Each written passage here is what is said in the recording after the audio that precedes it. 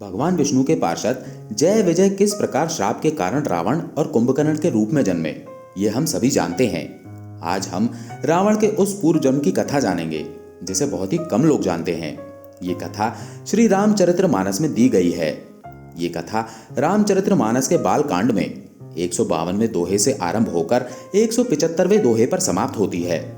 इस कथा के अनुसार कैकेयी देश में सत्यकेतु नामक एक राजा था जो सदैव धर्म पूर्वक राज्य करता था और प्रजा का हर प्रकार से ध्यान रखता था। उसके दो पुत्र थे, प्रताप भानु और अरिमर्दन।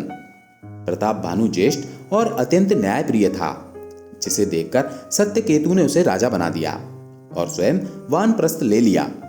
अरिमर्दन संसार का सबसे बलिष्ठ योद्धा था, जिसने अपने बल से अपने भाई के राज्य को निष्कंटक बना दिया। उनका धर्मरुचि नाम का एक अति बुद्धिमान मंत्री था जो उन्हें सदैव सही सलाह देता था। प्रताप भानु स्वयं महावीर था और अपने छोटे भाई के बल और अपने मंत्री की नीतियों के कारण उसने आक्रमण कर समस्त पृथ्वी को जीत लिया। जिसने उसका आधिपत्य स्वीकार नहीं किया वो मृत्यु को प्राप्त हुआ। अंततः उसने सातों द्वीपों को जीत लिया और चक्रवर्ती सम्राट बना। संपूर्ण पृथ्वी उसके अधीन थी और वो न्यायपूर्वक इंद्र की भांति इस धरा पर शासन करने लगा।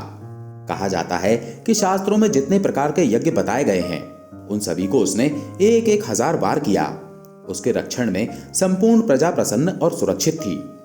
एक बार वो आखेट के लिए वन गया, जहां उसने एक अद्भुत शूकर को देखा जो वास्तव में कालकेतु नामक राक्षस था। राजा उसके शिकार के लिए उसके पीछे भागा, किंतु शूकर रूपी वो राक्षस चपलता पूर्वक वहां से भागा। प्रताप भानु ने कई बाण चलाए, किंतु वो शूकर सबको छकाता हुआ भागता रहा और अंत में एक गुफा में जा छिपा। राजा को शिकार तो नहीं मिला, पर वो उस घने वन में भटक गया। बहुत समय तक वो भूख प्यास से त्रस्त उस वन में भटकता रहा।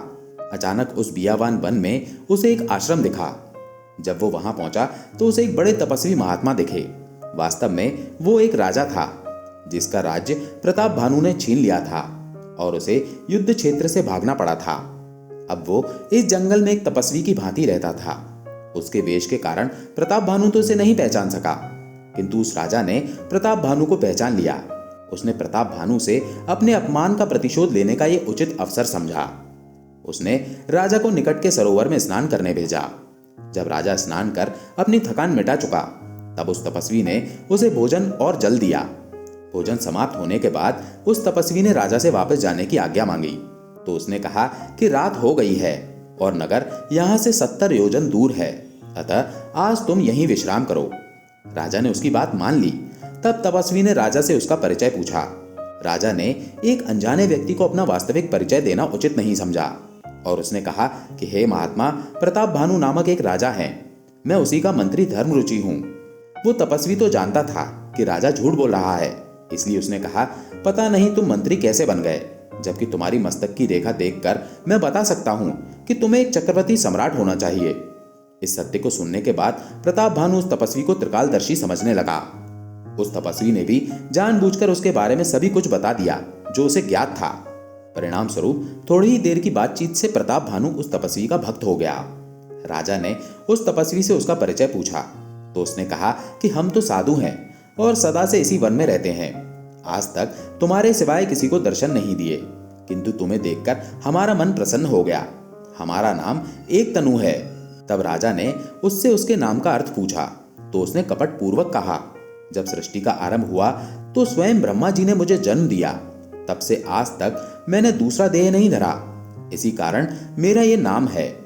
जैसे जैसे समय बीतता जा रहा था, राजा की उस तपस्वी के प्रति भक्ति और विश्वास बढ़ता जा रहा था। तब उस तपस्वी ने कहा कि मैं तुमसे बहुत प्रसन्न हूं, इसलिए तुम मुझसे कुछ मांग लो। संदेह मत करो, वो सारी इच्छाएं जो त्रिदेव पूरी कर सकते हैं मैं भी पूरी कर सकता हूं, इसलिए निसंकोच मुझसे जो भी चाहो वो मांग लो। ये सुनकर प्रताप भानु बड़ा प्रसन्न हुआ। उसने उस तपस्वी से कहा, प्रभु, ये मेरा सौभाग्य है कि आपने मुझे वरदान के योग्य समझा। यदि आप प्रसन्न हैं तो मुझे ये वर दीजिए कि मेरा शरीर वृद्धावस्था, मृत्यु और दुख से रहित हो जाए। मुझे युद्ध में कोई जीत ना सके और पृथ्वी पर अगले 100 कल्पों तक मेरा शासन रहे। वो कपटी तपस्वी बड़ा प्रसन्न हुआ। उसने पुनः कपट पूर्वक कहा, तथास्तु, आज से तुम त्रिदेवों के लिए भी अवध्य हो। ये सुनकर राजा भक्ति पूर्वक उस तपस्वी के चरणों में गिर गया। तब उस तपस्वी ने कहा, किंतु एक बात सदैव स्मरण रखना कि केवल ब्राह्मणों के हाथों ही तुम्हारा अहित हो सकता है। यदि तुमने सभी ब्राह्मणों को अपने वश में कर लिया तो ब्रह्मा विष्णु महेश भी तुम्हारे अधीन हो जाएंगे। इस पर राजा ने कहा, हे प्रभु, मेरे गुरु तो आप ही हैं। अब आप ही बताइए कि मैं किस प्रकार ब्राह्मणों को अपने वश में करूं। तब उस कपटी तपस्वी ने कहा, मैं ऐसी रसोई बना सकता हूं जिसे बिना जाने कोई भी खाएगा तो वो तुम्हारा दास हो जाएगा।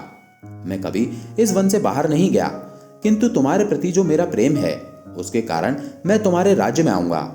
अब तुम सो जाओ, मैं अपने तप से तुम्हें तुम्हारे अश्व सहित तुम्हारे राज्य पहुंचा दूंगा। 3 दिन बाद मैं रूप बदलकर तुम्हारे राज्य आऊंगा और इस कथा को बताऊंगा जिससे तुम मुझे पहचान लेना। राजा ने उसके चरणों में सर नवाया और सो गया। उसी समय कालकेतु, वो शूकर जिसने राजा को भटकाया था, वो वहां आया। वो उस कपटी तपस्वी का मित्र था। उस तपस्वी ने उसे सारी बात बताई तो वो भी बड़ा प्रसन्न हो गया। उसने कहा, आज इस दुष्ट ने मेरे प्राण लेने का प्रयास किया, अब मैं तुम्हारी योजना से ही इसका नाश करूंगा। ये कहकर उसने अपनी माया से प्रताप भानु को उसके अश्व सहित उसके राज्य पहुंचा दिया। जब राजा अगले दिन उठा तो स्वयं को अपने राज्य में पाकर उस तपस्वी पर उसका विश्वास और अडिग हो गया। 3 दिन प्रताप भानु के लिए 3 युग के समान बीते। तीसरे दिन कालकेतु राक्षस ने राजा के पुरोहित का हरण कर लिया और उसका वेश धरकर उसके पास पहुंचा। उसने सब घटना राजा को बताई तो उसे यह विश्वास हुआ कि ये वही महात्मा है जो उसका उद्धार करने आए हैं। उसके कहने पर राजा ने 1 लाख ब्राह्मणों को भोजन का आमंत्रण दिया और उसके आमंत्रण पर सभी ब्राह्मण भोजन करने आए। उधर पुरोहित रूपी वो राक्षस भोजन बनाने बैठा और भोजन में अनेक पशुओं के साथ ब्राह्मण का मांस भी मिला दिया। इससे अनजान उस भोजन को राजा स्वयं अपने हाथों से परोसने लगा। जैसे ब्राह्मणों ने उसे खाना चाहा, उस कालकेतु राक्षस ने स्वयं आकाशवाणी कर दी, हे ब्राह्मणों, इस भोजन को मत खाओ, इसमें पशुओं के साथ साथ देवतुल्य ब्राह्मणों का मांस भी मिला हुआ है। ये सुनकर सभी ब्राह्मण भोजन छोड़कर उठ गए। राजा ने स्वयं जब निरीक्षण किया तो पाया कि आकाशवाणी सत्य थी, उस भोजन में मांस मिला हुआ था। ये देखकर ब्राह्मणों ने क्रोधित होकर उस राजा को श्राप दे दिया, हे राजन, तुमने आज मनुष्यता छोड़कर राक्षसों का कृत्य किया है, इसलिए जाओ और अगले जन्म में अपने कुटुंब सहित राक्षस कुल में जन्म लो। अब से 1 वर्ष के भीतर तुम्हारे समस्त कुल का नाश हो जाएगा। राजा ने ऐसा श्राप सुना तो भय से मूर्छित हो गया। उधर उस राक्षस ने जाकर ये समाचार उस तपस्वी को दिया। उसने सभी पराजित राजाओं को इकट्ठा किया और एक साथ प्रताप भानु पर आक्रमण किया। राजा का बल कुछ काम नहीं आया और वो अपने कुटुंब सहित मृत्यु को प्राप्त हुआ। सभी राजा पुनः अपने अपने राज्य पर आसीन हुए और वो तपस्वी राजा अपने राज्य के साथ प्रताप भानु के राज्य का भी स्वामी हुआ। ऋषियों के शाप के कारण ही प्रताप भानु अगले जन्म में राक्षस राज रावण के रूप में जन्मा। उसका छोटा भाई अरिमर्दन महारथी कुंभकर्ण के रूप में जन्मा।